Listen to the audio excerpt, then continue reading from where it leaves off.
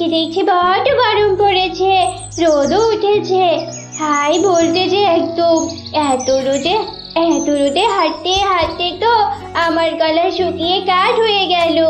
একটু যদি আশেপাশে কোনো জলাশয় পেতাম তাহলে একটু গলাটা ভিজিয়ে নিতাম। এসব বলে হরিণ ছানা সামনের দিকে যেতে থাকে।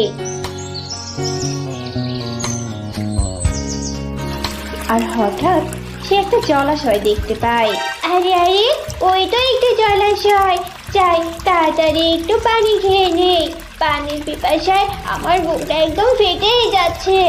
এসব বলে হরিণ ছানা যেই না জলাশয়ের কাছে যায় অমনি সেই জলাশয়ে থাকা কুমির ভেসে ওঠে আর হরিণ ছানাকে দেখে বলে, এই হরিণ ছানা, আমার জলাশয়ে পানি খেতে এসেছিস?